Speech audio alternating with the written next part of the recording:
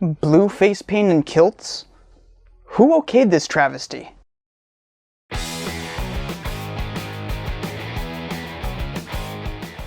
Hey, Cypher here with another episode of Based on a True Story.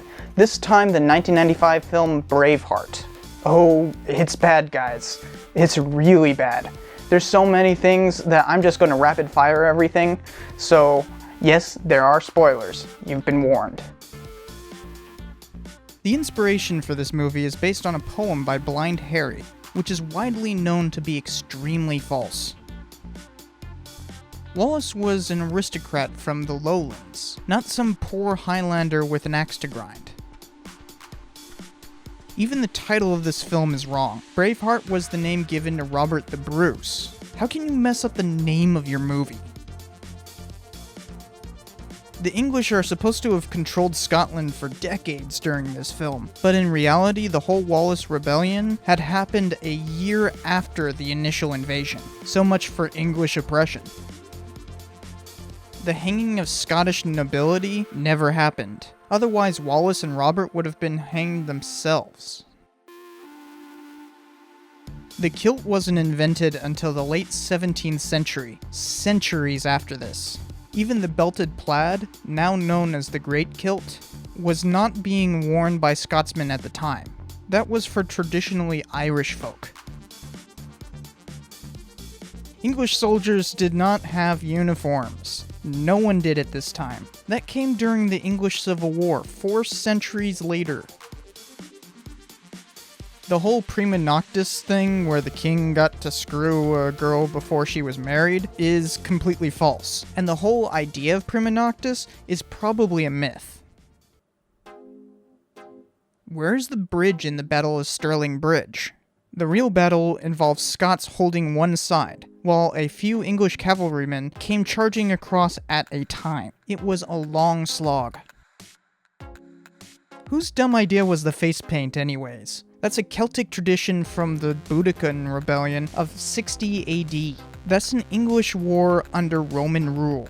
Why would Scots be wearing blue face paint 1200 years later? Philip, the gay lover who was thrown out a window, was in reality a military advisor who lived well after Edward himself died. There is also no evidence of Philip being his lover. All that stuff with Isabella of France is false. She never even met Wallace, let alone helped him in any way whatsoever. Bagpipes were not used in Scotland during Wallace's time. Harps or lutes were more likely to be found at a funeral.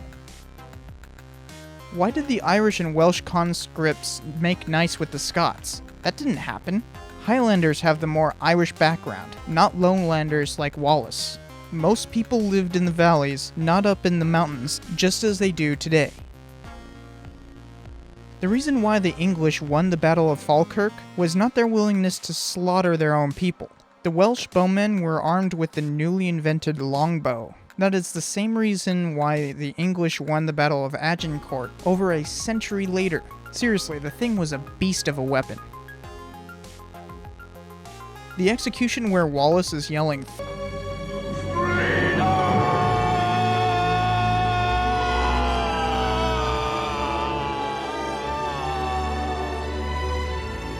is way too tame. Before the execution, Wallace was yanked around publicly while stripped completely naked. Then he was hung just long enough to make him compliant, brought down, castrated, had his belly opened and intestines pulled out, all 4 limbs were pulled asunder, and then he was finally beheaded. But only while he was forced to watch all his removed parts being burned in front of him while he was still living. Wallace was not yelling freedom. That's just silly. That got dark at the end. Man, who directed this piece of junk anyways? It's Mel Gibson, isn't it? Yeah, it's Mel Gibson. Of course he directed it. Everything makes sense now. So, thanks for watching. Tell me what other based on a true story movies need busting in the comments below. Don't forget to subscribe and check out some previous episodes. I'll see you next time. Freedom!